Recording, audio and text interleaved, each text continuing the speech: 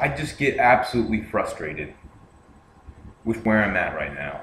I have not been living up to my potential.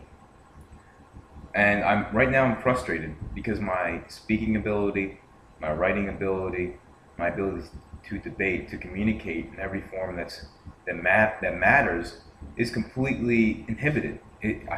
Is disappointing to me.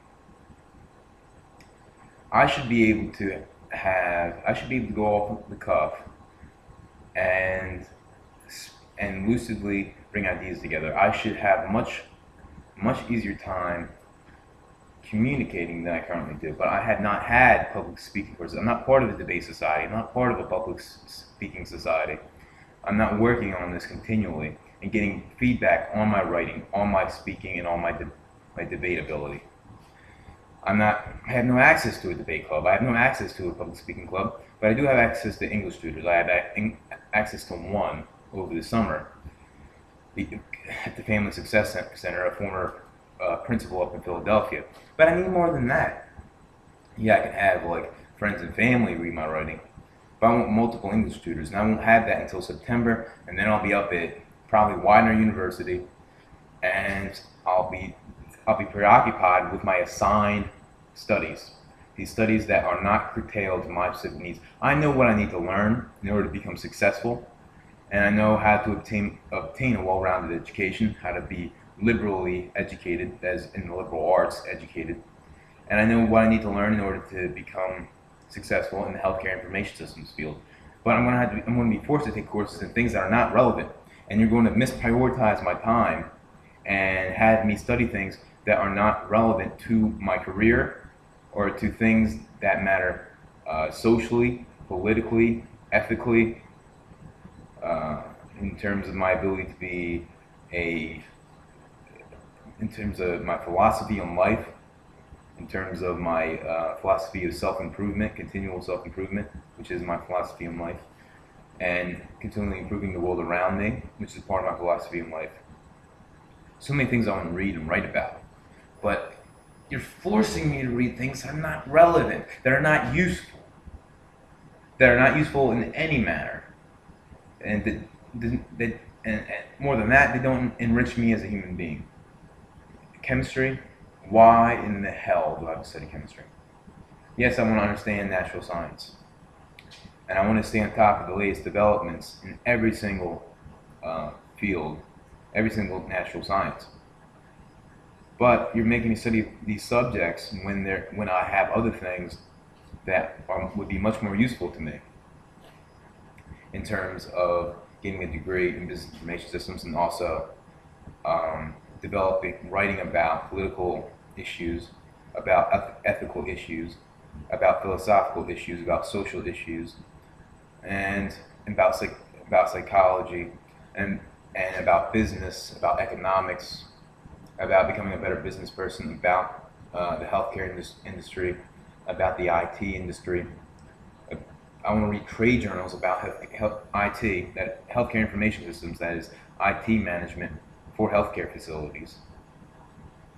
I don't want to be on the clinical side. I want to be on the managerial side. And it's important that I understand medicine, I understand different procedures, I understand patient outcomes. But I have to I have to focus and prioritize my time in terms of what I choose to read and write about and develop a nuanced understanding of based on what I need to accomplish. I need to know what I'm going to do in the market and what I'm going to do in terms of my writing, in terms of my public speaking, in terms of my presentations, what I'm going to do in terms of starting a series of private schools based upon my philosophy of education, based on my research into education, my research of the best educators in modern times and in history. In modern times, Marvin Collins, Dr. Wayne Monroe, Dr. Steve Perry, Amy Escalante, and Lisa Van Dam being the top five. And based on the best methods, the proven methods in education that have the best results. And also a few things which are just common sense and are based on the practices of the best educated people in world history, in all human history. men like Thomas Jefferson, Socrates, Aristotle, Plato, um, Ludwig von Mises. I think of someone recently is Michael Shermer. Love him or hate him, very interesting. Edward O. Wilson.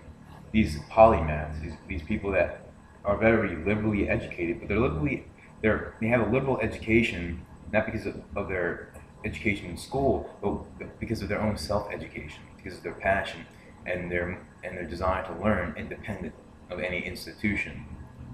It's not what you're forced to read that makes you well educated. It's what you read on your own volition and enjoy reading and love to discuss with other people and love to think about the things that you think about before you go to bed at night and when you wake up in the morning that are still in your mind because they are so fascinating and you're just neurologically still, the gears are still running, the gears are still turning in your brain trying to get a better handle on the subject and relating different concepts together and thinking of and analyzing the examples and understanding how different events relate to one another, different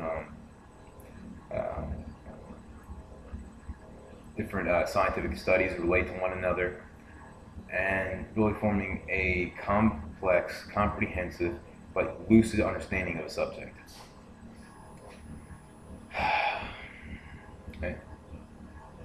I can go off into examples, but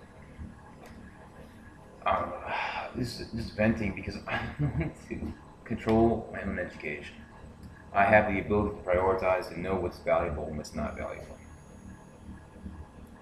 Whatever. I mean, I shouldn't bitch too much. It's almost over, and I have 3 months and 3 weeks for self-education, solely self-education. Working 2 days a week. That's it. 5 days a week off.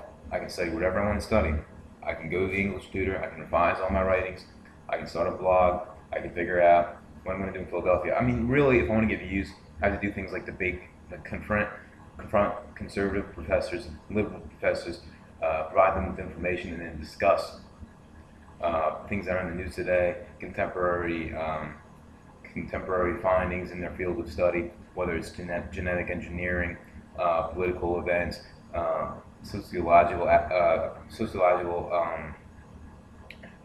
sociological perspectives on current events.